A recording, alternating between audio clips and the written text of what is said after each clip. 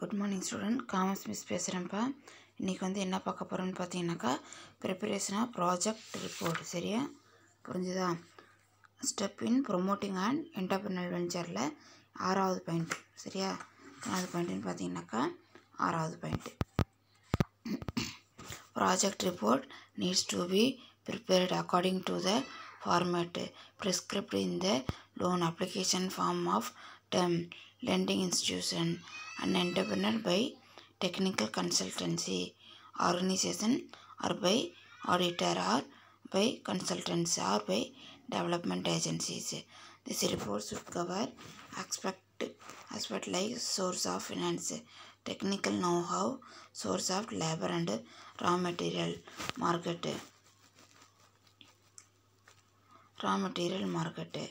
under profitability. The project report should include the following அப்படிங்கிறாங்க. சரியாம்மா, இதில் என்ன சொல்கிறாங்கன்னு பார்த்தீங்கன்னாக்கா,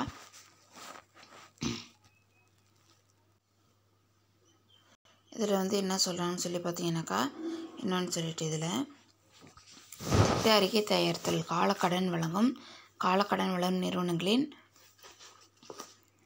கடன் விண்ணப்ப படிவில் வடிவமைக்கப்பட்ட வடிவமைப்பின் படி திட்ட அறிக்கைகள் தயாரிக்கப்பட வேண்டும். சரியா, காலக்கடன் மூலமாக என்ன பண்ணுறாங்க, அவங்க விண்ணப்பப்படி கொடுத்து அது மூலமாக ஒரு திட்ட அறிக்கையை தயாரிக்கிறாங்க அப்படிங்கிறாங்க. காலக்கடனுக்கு சொல்லி நிறுவனங்கள் என்ன பண்ணாங்க, ஒரு விண்ணப்ப வடிவத்தில் விண்ணப்ப படிவம் மாதிரி அப்ளிகேஷன் மாதிரி என்ன பண்ணுறாங்க, ஒரு ஃபார்ம் என்ன பண்ணுறாங்க, ஃபார்மேட் என்ன பண்ணுறாங்க, ப்ரிப்பேர் பண்ணுறாங்க. எனவே தொழில்நுட்ப ஆலோசனை நிறுவனம் அல்லது தணிக்கையாளர் அல்லது ஆலோசகர்கள் அல்லது மேம்பாட்டு நிறுவனங்களால் தயாரிக்கப்பட்ட அறிக்கையை பெற முடியும். சரியா, அதே மாதிரி தொழில் முனைவோர் என்டர்பிரனர் என்ன பண்ண முடியுதுன்னு சொல்லி பார்த்தீங்கன்னாக்கா, அவங்க என்ன பண்ண முடியுது, தொழில்நுட்ப டெக்னாலஜியில் கன்சல்ட் பண்ண technical consultancy organisation, technical consult auditor or consultant or by development agency. சரியா, தொழில் முனைவர் தொழில்நுட்ப ஆலோசனை நிறுவனம் அல்லது தணிக்கையாளர் அல்லது ஆலோசகர் அல்லது மேம்பாட்டு நிறுவனங்களால் தயாரிக்கப்பட்ட அறிக்கை பெற முடியும். இவங்களால் அவங்க தயாரிக்கக்கூடிய அறிக்கை இவங்களால் என்ன பண்ண முடியும், பெற முடியுங்கிறாங்க. இந்த அறிக்கை நிதியியல், தொழில்நுட்ப அறிவு, உழைப்பு மற்றும் மூலப்பொருட்களின் ஆதாரங்கள், சந்தை திறன் மற்றும் லாபத்தன்மை போன்ற அம்சங்களை உள்ளடக்கியது. சரி, அதில் என்ன இருக்குது, இதெல்லாம் என்ன இருக்குது, உள்ளடக்கி இருக்குது. எதை உள்ளடக்கி இருக்குதுன்னு சொல்லி பார்த்தீங்கன்னாக்கா, நிதியியல், ஃபினான்சியல், டெக்னிக்கல்.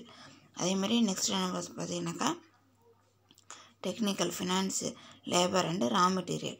சரியா, உழைப்பு, மூலப்பொருட்களின் ஆதாரங்கள், சந்தைத்திறன் மற்றும் லாபத்தன்மை போன்ற அம்சங்களை உள்ளடக்கியது திட்ட அறிக்கை அப்படிங்கிறாங்க. சரி, திட்ட அறிக்கை பின்வரும் உள்ளடக்கியது. அதில் என்னென்ன இருக்குதுன்னு சொல்லி பார்க்கலாம்.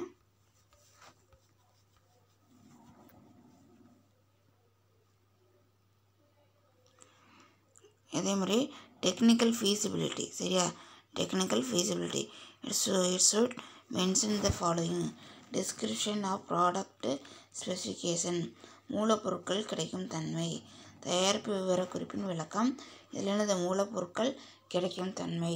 அதேமாதிரி அடுத்தது raw materials availability, manufacturing process, quality control measuring, availability of water, power, transport and communication facility. சரியா, அதேமாதிரி மூலப்பொருட்கள் கிடைக்கும் தன்மை, உற்பத்தி நடைமுறை, தரக்கட்டுப்பாட்டு நடவடிக்கைகள், நீர் மற்றும் போக்குவரத்து மற்றும் தகவல் தொடர்பு வசதிகள் கிடைக்கும்.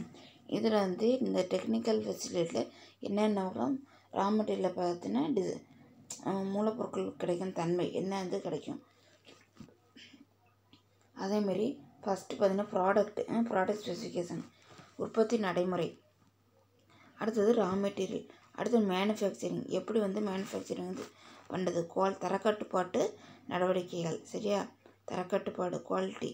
நெக்ஸ்ட்டு பார்த்தீங்கன்னா availability of water, power, transport and communication facility, நீர், மின்சாரம், போக்குவரத்து, தகவல் தொடர்பு பார்த்தீங்கன்னா வசதி, இதெல்லாம் அதில் கிடைக்கும்.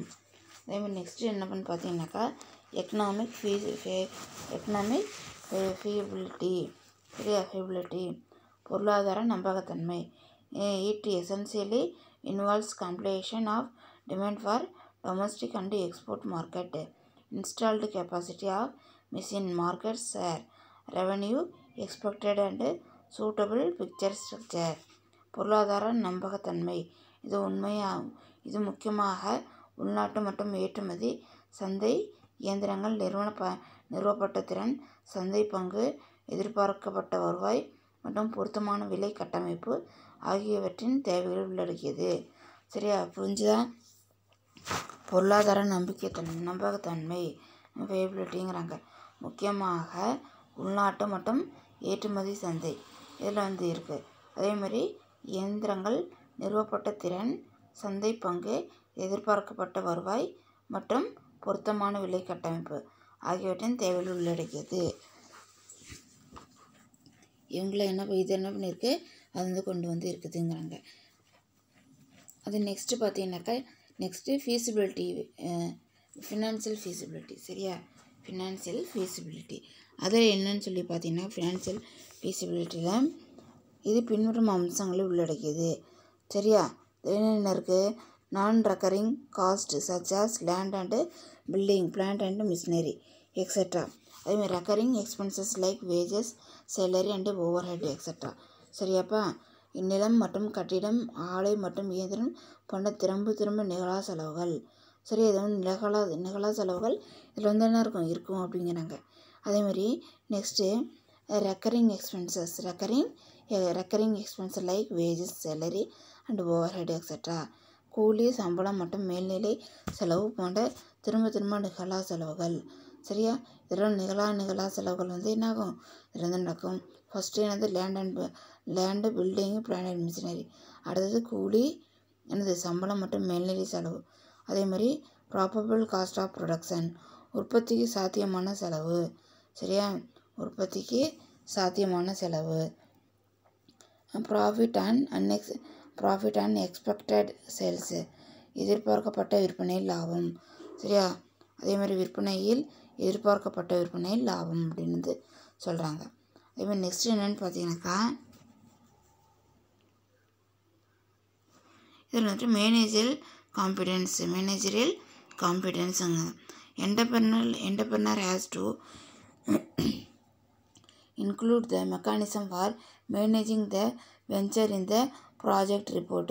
In the case of small-sized venture, the owner or partner may take care of managerial activities, while a team of managerial personnel is to be brought in for manning various managerial positions across different levels of management.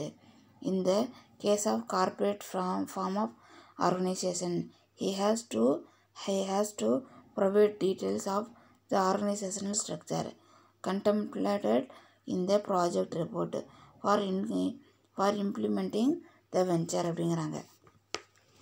சரியா, தொழில் முனைவோர் திட்ட அறிக்கையில் துணிகரத்தை நிர்வகிப்பதற்கான பொறிமுறையை கொண்டிருக்க வேண்டும். சரியா, அதேமாதிரி என்ன பண்ணணும்னு சொல்லி பார்த்தீங்கன்னாக்கா, தொழில் முனைவோர் என்ன பண்ணணும், திட்டவட்ட அறிக்கை. தொழில் முனைவோர் என்ன பண்ணணும் சொல்லி பார்த்தீங்கன்னாக்கா, திட்ட அறிக்கையை துணிகரத்தை நிர்வகிப்பதற்கான பொறிமுறையை கொண்டிருக்க வேண்டும் அப்படிங்கிறாங்க. சரியா, என்ன ப்ராஜெக்ட் போட்டு அதை என்ன பண்ணியிருக்கணும், அவங்க துணிகரமாக அதை செயல்படுத்தணும், நிர்வகிக்க எல்லா முயற்சியும் மேற்கொள்ளணுங்கிறாங்க. சிறிய அளவிலான முயற்சிகளின் விஷயத்தில் உரிமையாளர் அல்லது பங்குதாரர் மேலாண்மையான நடவடிக்கைகளை கவனித்து கொள்ளலாம். சரியா, ஸ்மால் சைஸாக இருந்தாக்கா அவங்க என்ன பண்ணிக்கலாம்னு சொல்லி பார்த்தீங்கன்னாக்கா, இதை என்ன பண்ணிக்கலாம், மேனேஜ்மெண்ட் பண்ணிக்கலாம்.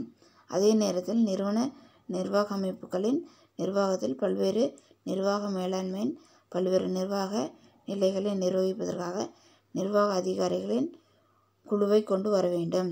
சரி, அதேமாதிரி என்ன பண்ணுறாங்கன்னு பார்த்தீங்கன்னாக்கா, அதே நேரத்தில் நிறுவன அமைப்புகளின் நிர்வாகத்தில் பல்வேறு நிர்வாக அமைப்புகளின் பல்வேறு நிர்வாக நிலைகளை நிர்வாக அதிகாரிகளும் யார், ஆஃபீஸர். சரியா, அந்த ஆஃபீஸர் என்ன பண்ணணும்னு பார்த்தீங்கன்னாக்கா, அந்த குழு கொண்டு வரணும். நிறுவனத்தை செயல்படுத்துவதற்கு திட்டமிட்டு இருந்த நிறுவன கட்டமைப்பு விவரங்களை அவர் வழங்க வேண்டும். எப்படி வந்து என்ன பண்ணியிருக்கோம், நம்ம வந்து ப்ராஜெக்ட் ரிப்போர்ட் வந்து எப்படி வந்து ப்ரிப்பேர் பண்ணுறோம், எப்படி ஸ்ட்ரக்சர் வந்து கொண்டு வரோம் அப்படிங்கிற டீட்டெயில் வந்து என்ன பண்ணணும், அவர் வந்து கொடுக்கணும் அப்படிங்கிறாங்க. சரியாம்மா? அதேமாதிரி பார்த்தீங்கன்னாக்கா நெக்ஸ்ட்டு பார்த்தீங்கன்னாக்கா என்னென்னு சொல்லிட்டு ப்ரொஃபஷ்னல் ரெஜிஸ்ட்ரேஷன். சரியா?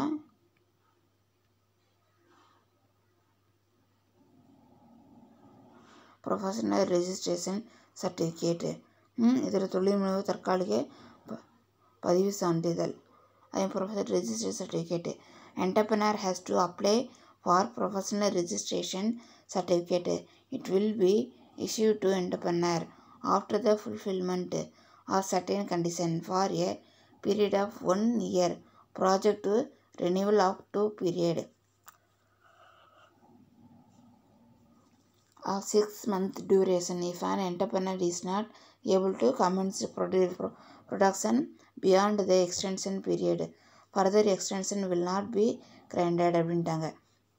அப்படின்னா என்னென்னு பார்த்தீங்கன்னாக்கா தொழில் முனைவோர் தற்காலிக பதிவு சான்றிதழ் விண்ணப்பிக்க வேண்டும். சரியா? என்டர்பிரனர் வந்து என்ன பண்ணணும், அதில் வந்து தற்காலிகமாக வந்து ஒரு ப்ரொஃபஷனல் சர்டிஃபிகேட் வந்து அப்ளை வந்து பண்ணணும். அதே மாதிரி தொழில் முனைவோர் சில நிபந்தனைகளை பூர்த்தி செய்யப்பட்ட பின்னர் 1 வருட காலத்திற்கு 6 மாதத்துக்கு ஒரு முறை புதுப்பிக்கும் அடிப்படையில் தரப்படும். சரியா? அந்த என்டர்பிரனர் என்ன பண்ணிட்டாங்க, அவங்க வந்து ஒரு ப்ரொஃபஷனல் சர்டிஃபிகேட் வந்து அப்ளை பண்ணுறாங்க. அதை வந்து அந்த நிபந்தனை வந்து அவர் பூர்த்தி செஞ்ச பின்னாடி 1 வருஷ காலத்திற்கு இல்லாட்டி 6 மாத காலத்துக்கு ஒரு முறை என்ன பண்ணணும், அது வந்து ரெனியூவல் வந்து பண்ணிக்கிட்டே இருக்கணும் அவர்.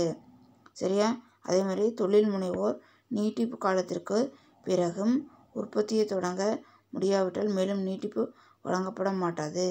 சரி, அதே மாதிரி என்டர்பிரனரோட பீரியட் வந்து லாங் பீரியட் ஆயிடுச்சுனாலும் அவங்க வந்து என்ன பண்ண முடியாது, அந்த உற்பத்தியை வந்து தொடங்க வந்து முடியாது, மேலும் நீட்டிப்பு வழங்க முடியாது அப்படிங்கிறாங்க. அதேமாதிரி permanent registration certificate. Once the venture has commenced production or when it is ready to commence production, it is eligible to get permanent registration certificate. அதேமாதிரி உற்பத்தியை ஆரம்பித்தவுடன் அல்லது உற்பத்தியை தொடங்க தயாராகிவிட்டால் நிரந்தர பதிவு சான்றிதழ். சரி, அதேமாதிரி என்ன சொல்கிறாங்கன்னு பார்த்தீங்கன்னாக்கா உற்பத்தி வந்து என்ன பண்ணுறாங்க, ஆரம்பித்தவுடன் அப்படி இல்லாட்டி உற்பத்தியை தொடங்க தயாராகிவிட்டால் நிரந்தர பதிவு சான்றிதழ் பெற தகுதியுடையவர் அப்படின்னு வந்து சொல்கிறாங்க. சரியாப்பா? உற்பத்தி வந்து ஆரம்பித்த உடனே இல்லாட்டி உற்பத்தியை தொடங்க தயாரிட்டாங்கன்னா அவங்க வந்து பதிவு செய்கிறதுக்கு தகுதியான நபர். அதேமாதிரி ஸ்டேட்டரி என்னது licence. State licence entrepreneur has to obtain municipal licence from the authority concerned. Then the entrepreneur has to register the unit with the central and sales tax department. If a unit comes within the provision of Factories Act, she has to register it with the inspector of factories